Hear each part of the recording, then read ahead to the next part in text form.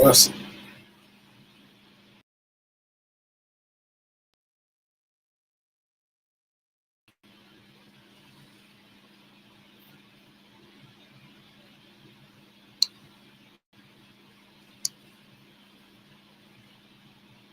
There we go. There we go. I had some trouble this morning getting set up, but here we are. It is 9:30. It is 9:30. It's 9:30. That means the stock market is open. The stock market is open at 9:30. So let's go. Let's go. Let's find out what's happening today. I'll see you guys in a second.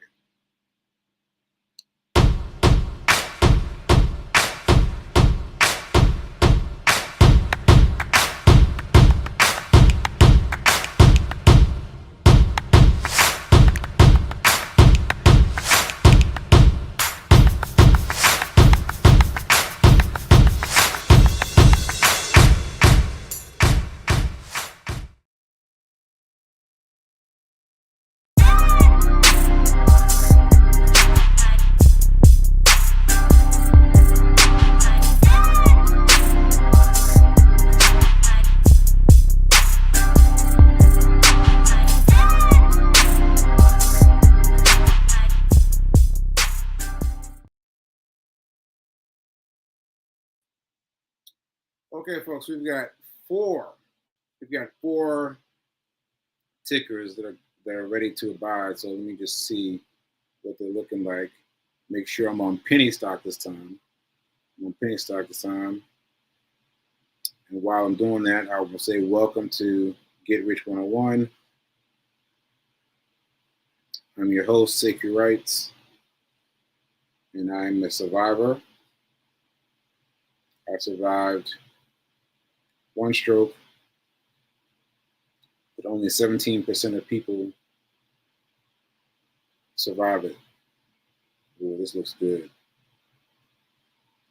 SPRO looks good. Ooh, it's definitely good for the Aladdin's touch, but I'm going to hold off on Aladdin's touch. And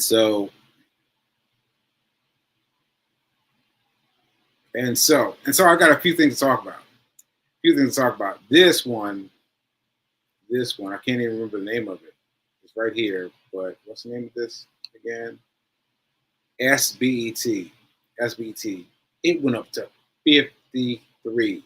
I was dealing with it when it was down in the sixes. I still can't figure out how to get this chart to show the things that my cell phone chart will show. So this is what we're looking for. We're looking for what's it called? Active order, pre-order. So it will show all this information here. I got to figure that out. And that just goes to show you that things will not be the way that you need them to be. The way that you want them to be. Let's put it that way. Things will not be the way that you want them to be. You got to figure out how to get. So I got it figured out on my phone, but I got to get it figured out on the desktop. But anyway, it shot up. Went up to 53. Went from $6 to $53. Now, mind you, I did make some money off of this. I made $190, but look at it. It went up to 53. I mean, that is a heck of a shoot up front. So that's a good one. Lets me know that my intuition is right. Speaking of intuition, I was watching one yesterday. I was watching one on the show. I can't remember the name of it, but I was watching with you guys, and I thought to myself, I'm gonna buy it when the show closes. Now that's about 15 minutes. Well, it was about 15 minutes from where I was, because it was about 9:45, and I thought I'm gonna close it I'm gonna buy it when the show closes. So that's 10 a.m. That's 10 a.m. I bought at 10 a.m. and just like that, it was gone. So let me explain. From 9:45 to 10 o'clock, it was straight up. And I bought at 10 a.m. It's a little bit higher. And then it went boom, boom. I was like, oh man. But so once again, I had the right ticket, I had the right action, but I moved too slow. I moved too slow. So I should have bought it while I was on the phone, while I was on this, while I was doing this with you guys. All right. So that just lets me know. That just lets me know. All right. So let me see. Let me see what I got. So basically, I'm going to chill until 9:45. Chill until 9:45, and then I'm going to get serious about getting a new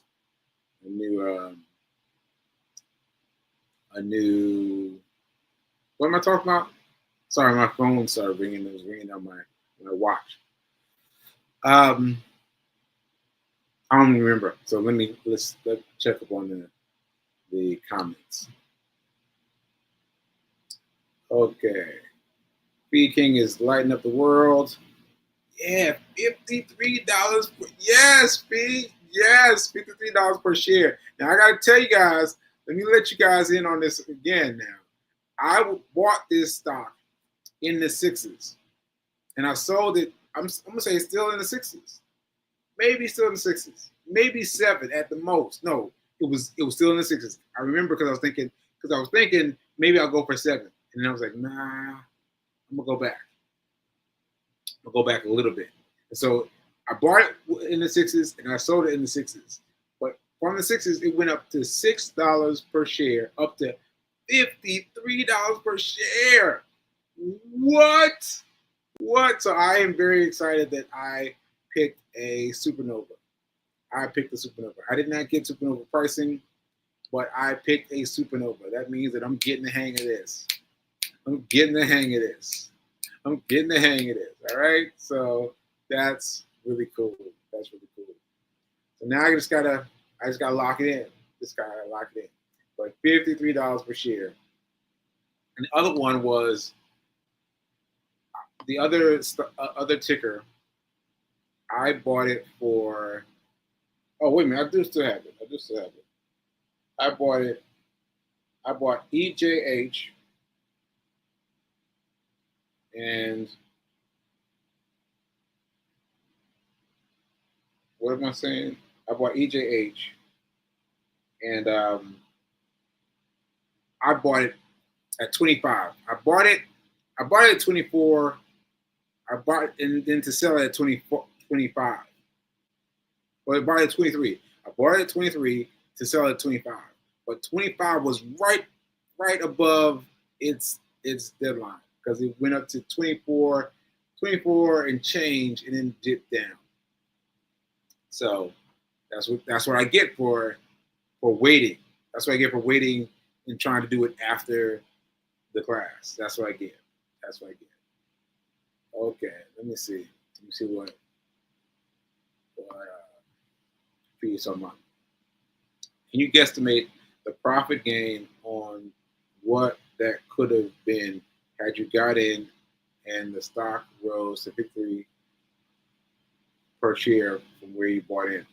No, I cannot. It's so funny. It's so funny that that I used to think about it this way too. I used to think about it like easy math. Easy math. How much would that be? It's not easy math.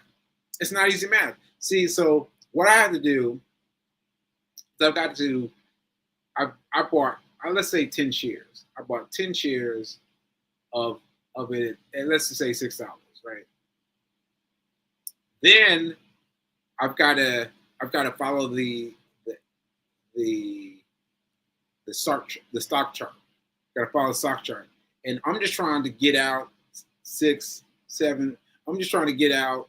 Well, let me answer your question. So $56, then up to 53. Now, first of all, you're not going to sell that high.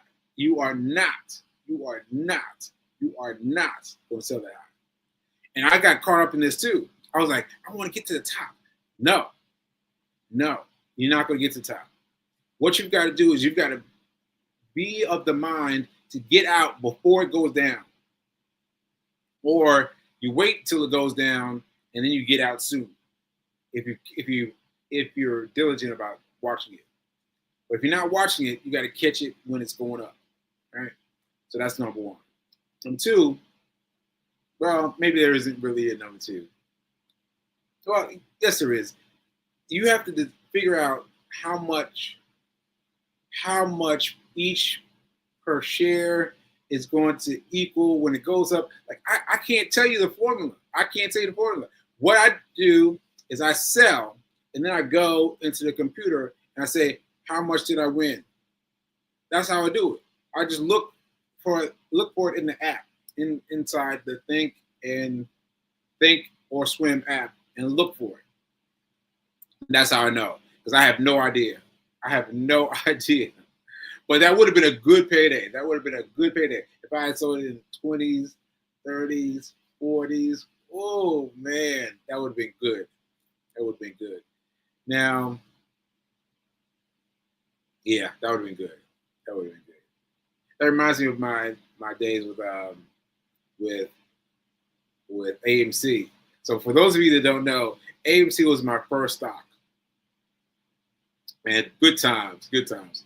So I bought AMC and I let it go up and up and up, and it was going up so fast. Like I bought it at $1. I bought it at $1, and it shot up to 60, 70, what?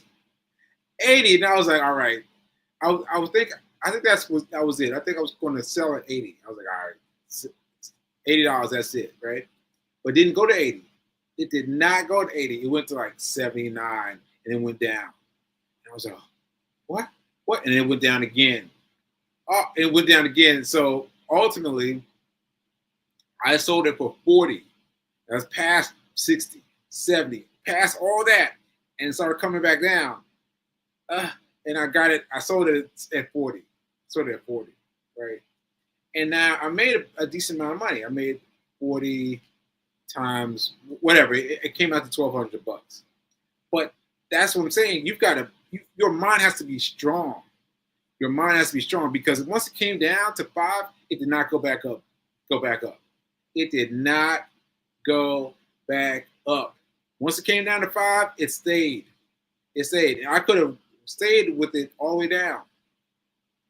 Or I could have sold with it going up, and I would have made out much better, right? So there's a lot of different ways you can do stocks, but that's what I have to say. Like, don't worry about the dollar amount.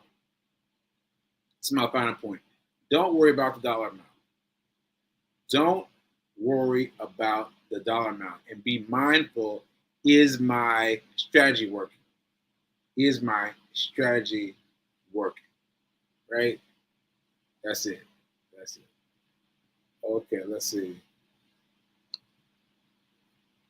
Why not? Why not hold out somewhere in the middle of the too late and the bottom? I'm not sure. I think I might have answered that. I think I might have answered that in what I was just saying. I think that's what I answered. But yeah, that's what I'm saying. So let me bring it full circle. So for AMC, I could have gone up, and then I could have sold it coming down. And this one right here, I could have sold it up. I could have sold it up, and then once it hit 53, it started going down. I could have sold it down here, and I'd still be high. It would still be high in here. All right. Oh, okay. I see Reverend Mel just poked in. I hope I can get her, because my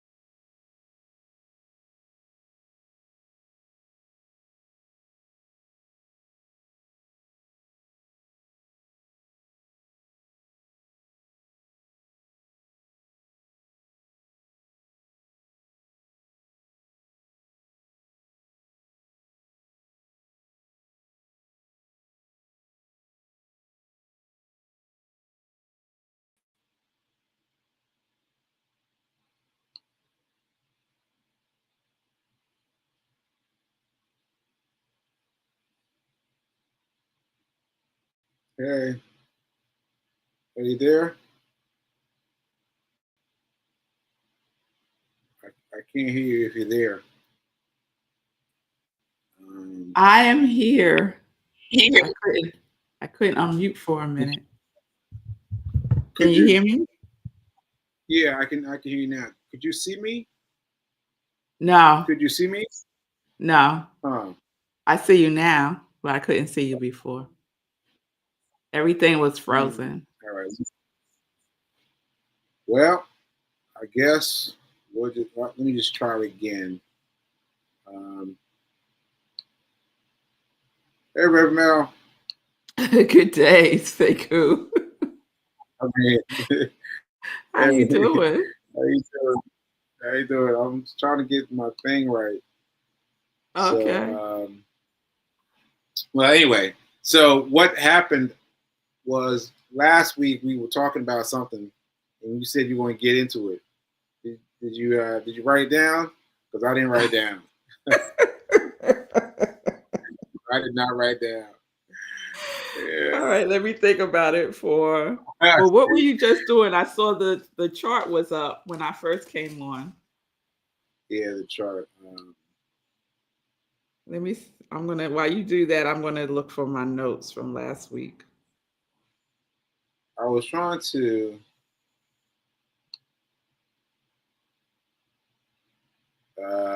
I was trying to put up. Well, this one that I was doing, what I was doing recently, it went to 53. Went to 53 after I was playing with it at 6. I bought it at 6, and then it shot up to 53. And I was explaining to Fee that I could wait till it got to 53 and then start until and then saw it start to pull back. And I could have Uh-huh. sold it for like in here. So it would still be a decent amount. So it would have been a So decent. so you bought this at $6? I bought it at $6, but I sold it at $6. I made $1.90 off of this. But look at it, it went up to 53.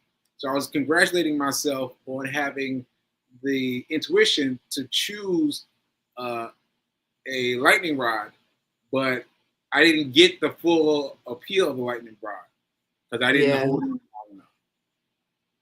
Yeah, 53. So did you set a booby trap for it to sell at 6? Yeah, I set a booby trap. I set a booby trap. And if I hadn't set a booby trap, or if I set a later booby trap, I would have gotten much more. Yeah. See Yeah. that I think that's why I like to set big, like a big booby trap, even though it says that's a lot, because of situations like this. Yeah. But then you don't mind it trailing. If it doesn't hit your mark and it trails, you don't let it mind it hanging around down there. Now, Yeah, I don't. I've been doing that, but it throws me off in terms of tracking, in terms of me tracking the system. Like I Yeah. spent this much, I got this much back. It throws me off, and Yeah, I so I've get been that. trying to get that back.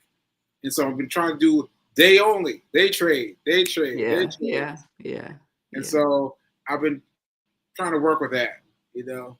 But yeah, yeah. this would have been a great one. This one would have been a great one. So it went up to 53 and now it's Yeah, down to 28? yeah, now it's down 28. Now 28 is Even still that's good. good. Yeah, $6? yeah, $6 to 28. That's good. That is good. That is good. But I Wow. sold mine at at $6. You know, in in between the $6 range. So I don't want to get in now. I don't want to get in now because Yeah, it's on I'll its be way back buying. down. Yeah, because now I'd be buying at 28, and I was gonna keep going south. Yeah, yeah. Yeah. Okay, I remembered. I found my note from last week. Okay. So we were ending the show talking about collection agencies and why Oh, it right. may not be the best thing to do to settle debt with a collection agency. Okay. So I did a little research. So, Look at this cat. all right. Oh, hey, Nelson. Never seen him get up here. I've never seen him get up here. This is a first. Nelson wants that adventure this morning. Right. All right. Go ahead. Let me see. Let's see. So one of the reasons is it could have a negative impact on your credit score when you pay it off through a collection agency. And let me see. Mm,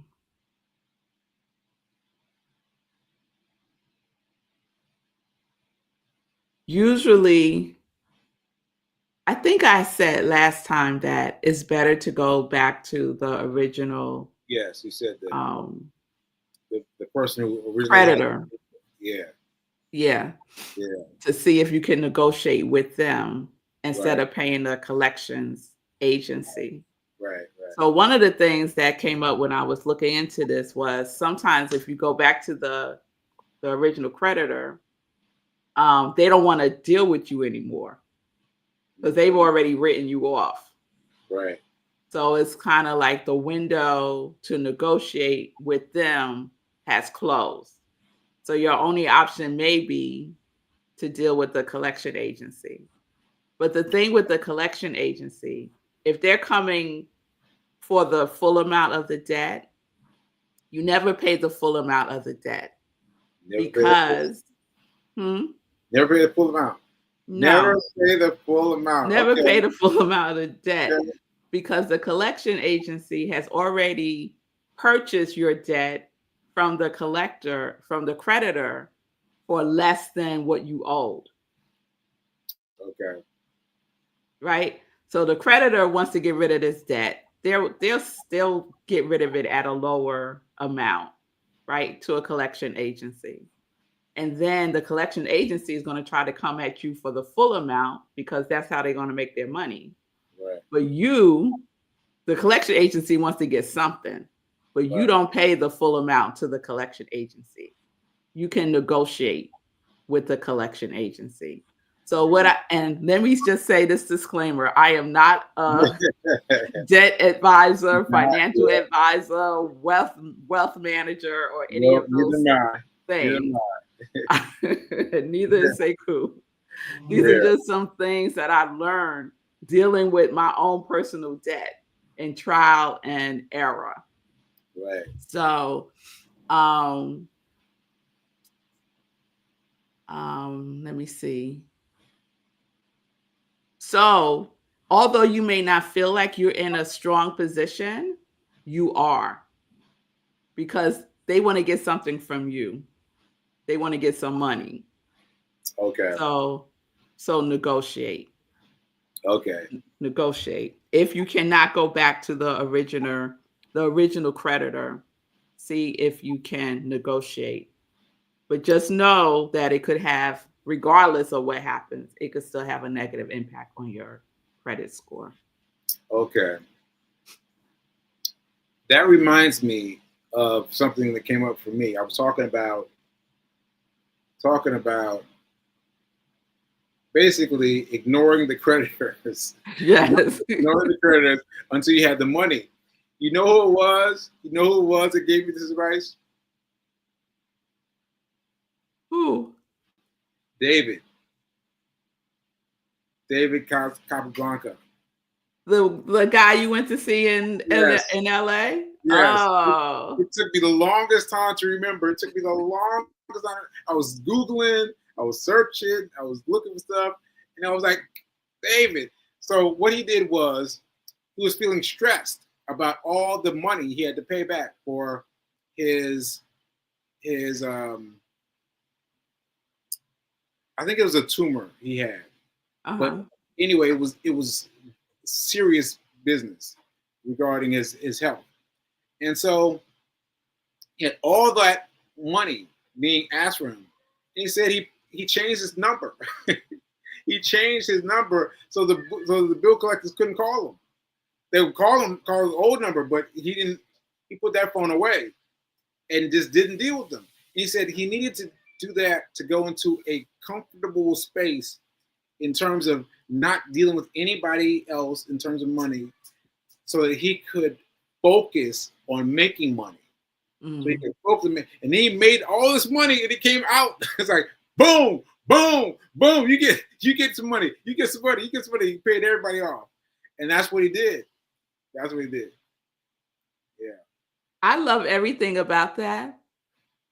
But the key to that is he had a plan. He was focused. Yes, he had definitely. Right. And that's rare. Yeah. Because the average person, it just ignores it. It does not have a plan. And even worse, maybe getting themselves deeper in the hole because they haven't made any changes with their relationship with money, their finances, and their mindset. Yes. So you're just digging yourself deeper in a hole. Thank you. Thank you. So I have been saying to myself daily, well, not daily, but often to myself is, come on, Sekou, you got a plan. You have a plan. You're going to build this money. You're going to build this money. You're going to build this money, and I'm going to build this stock money. I'm going to build it up and build it up, build it up, and then I'm going to come back and pay off everybody. But I had to have that very focused thing that I have to succeed with the day trading. I have to succeed with that because there's all these mechanisms, all these percentages of how many people don't make it. But I'm going to make it.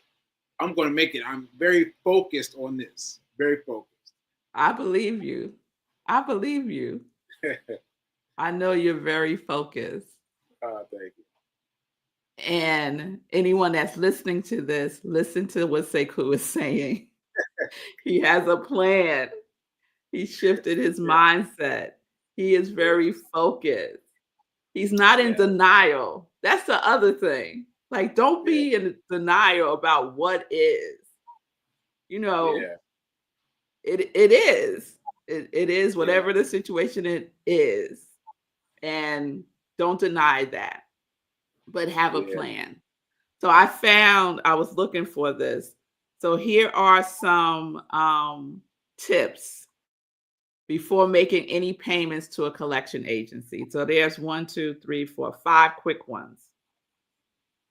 So you want to verify the debt's legitimacy. And this is so important. I remember with my Aunt Marion, when she got sick, I was handling all her finances. And she was getting so many, when I first started doing her finances, I noticed all of these collection letters. And I asked her, like, what is this? She was like, I don't know. So I called some of them, and most of them were from department stores. Okay. And so I called, and they were saying that they were claiming that she owed, money on either department store credit cards or whatever. And so I asked her, and she said no, that she didn't. And my aunt was very good with paying her bills up until that point. So I asked them to send me the original verification of the purchases or whatever it was they're saying that she owed the money for. That's smart.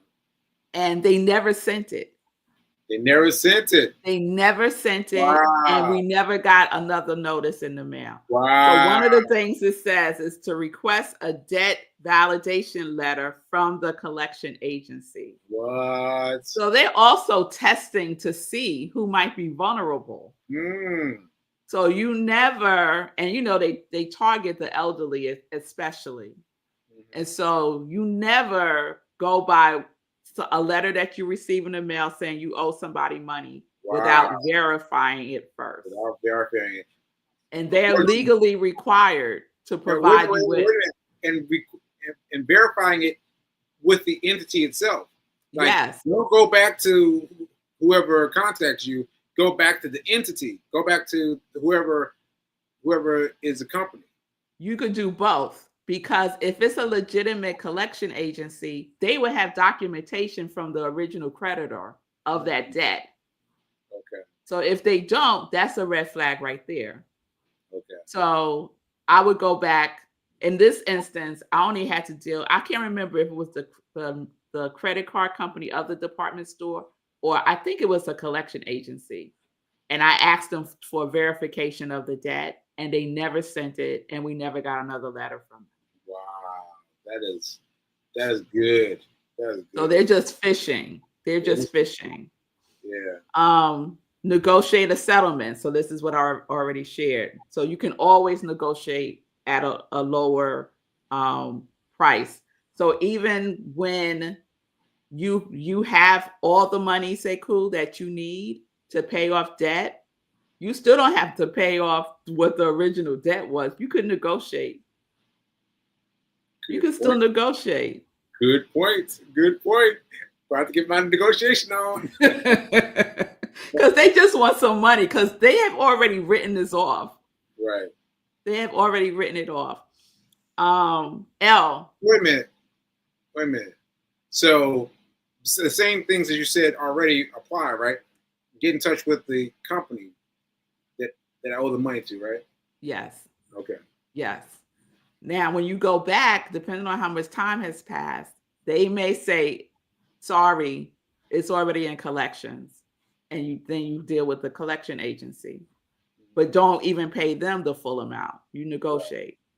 Right. The thing is when companies, what's the word? They cancel your debt. That can also have tax implications for you. So I'm not a tax expert either, but that's something else to take into consideration. We already talked about how it could impact your credit score. The fourth advice is to seek professional advice. So you can go to a legitimate nonprofit debt. What do they call those companies? The companies that help you with your debt. But the important thing is to go to one that's a nonprofit, not a for-profit. A nonprofit debt advisor. I don't know what they're called, but you want to go to a nonprofit one. There are ones out there. And then the last one, it says, be aware of the potential consequences, understanding that settling a debt can have both positive and negative consequences on your finances and your credit. So there were some points. Oh, statute of limitations. Some debt may be time barred, meaning the collection agency cannot sue you to recover the debt. Paying the debt can reset the statute of limitation. So that's important too. Say it again. I'm not understanding it. So there could be a time limit on the collection agency collecting the debt. Okay. So I'll read it again. Some debts may be time barred, meaning the collection agency cannot sue you to recover the debt. Paying the debt can reset the statute of limitations. So there's a statute of limitation on some forms of debt. And if you make any payments, that could reset the statute of limitations. Wow. So this is why if you're dealing with this, people out there, Yeah. You want to talk to someone who is an expert You need in somebody on your side for this sure. area. You really need somebody on your side. That's what I'm getting. I need somebody on my side to deal with And it. a nonprofit organization is who you want to seek out, not for profit, because their goal is to make a profit off of your debt. Nonprofit, they have a different mission and focus. Wow. All right. Let's see what P's saying. This is so good. I've been getting text messages from a company saying they have an outstanding tickets in DC. I clicked into it just for fund price that is not an official DC entity. Lots of new scams. Wow. Yes, so that's the other thing. No legitimate company is going to text you to say that you have a debt. None. I think it's probably some kind of, it's probably, I don't know if it's a law or not, but they cannot text you. And Really? and the other thing, if you get a text, do not click on it, don't, because it's probably a scam. And the other thing is, if they call you constantly, you could tell them, please do not call me. Do not call me. Does that work? You could try it. I only want to receive information in the mail. So that's another thing, that most legitimate debt collectors are going to send you something in the mail. They're not going to email you, and they're not going to send you text messages. Definitely not sending text messages. So that's a flag that is probably a scam. So at what point do you get a nonprofit involved? Like, at what phase of this process? I think at any point you could just get a consultation. You know, like, so if you're not in a position to pay anything off yet, you could still have a consultation with them to see what the steps are, what the best practices are, you know, come up with a plan with them, you know, so that when you get to that point, you're ready and you're not starting from zero. So it's always timely to get information and educate yourself. That's always timely. Right. Wow. Okay, so let's recap the points, the main points again. Let's just, because I feel like this is important. Let's ding them again. Yes, and I could tell you, many years ago, I had a credit card from Citibank, and I didn't pay it. I don't know. I was young and foolish. I didn't pay it, and they sent me a letter saying, we'll settle this debt with you for, it was probably like 25% of what the original debt was. It was drastically reduced. And I was like, oh, okay. So I paid that amount. So let's say it was $1,000. Right. And I only paid 25% of the $1,000. So that's what? $250? Okay, let's do the math real quick.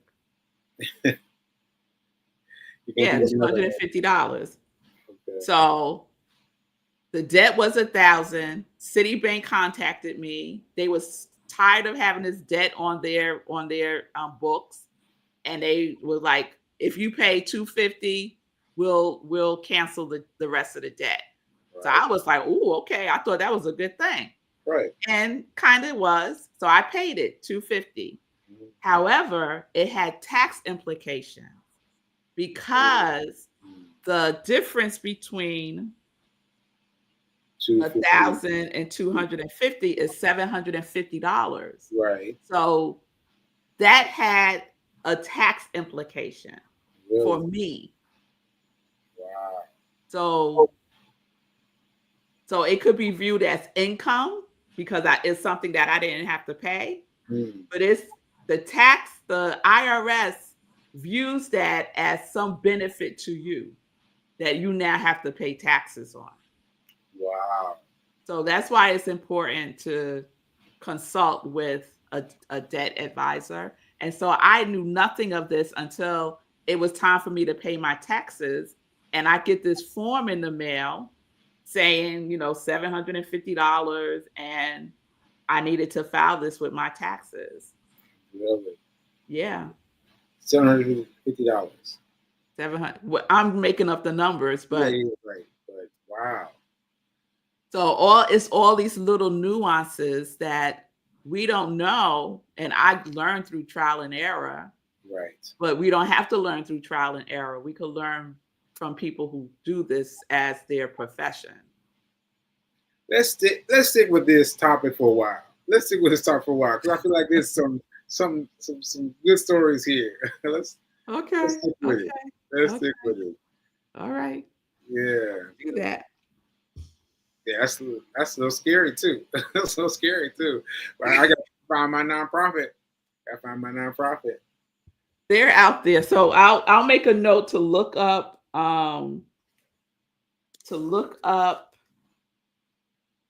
nonprofit debt consultants. Yeah. Consultants. Yeah. Or debt advisors. Okay. Yeah. All right. Well, we've run out of time. All right. Hold on. Please telling me in person to check my notes. Let's see. Well, tonight there's something happening tonight. The book study with you. Oh yeah. Yes. Yes. Yes. Let's talk about the book study. Let's talk about the book study, Reverend Bell. So tonight, I'm gonna put up the flyer for it. Tonight is our community cafe, our Wednesday night at 7 p.m. Book study, Hack Your Pain Now, written by our very own Sekou Writes. And we're on a journey through this amazing book that he wrote before he had his stroke that helped him after he had the stroke. And it's helping all of us. That I was not going to publish. That he was not going to publish. So what I love to say about the book is it's not just a book you read, it's a book you live. And that is what we're doing in this book study. We are living the book.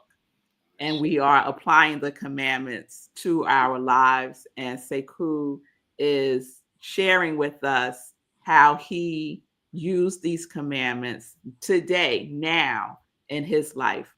So join us at 7 p.m. every Wednesday, May and June. You just go to rocklandcsl.org, click on Community Cafe, and the Zoom link is there.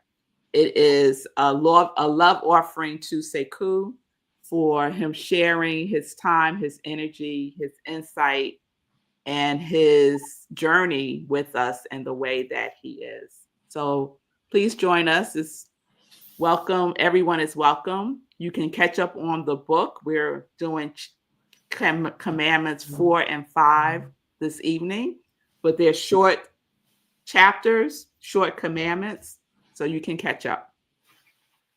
Ashe. You did so well. So thank you, Reverend Mel. And I hope to see you guys, you guys out there in the audience watching. I hope to see you guys at the book study. Yes. Let's go. Get the book at Amazon, paperback, ebook, and audio. Yes. Yeah, check it out.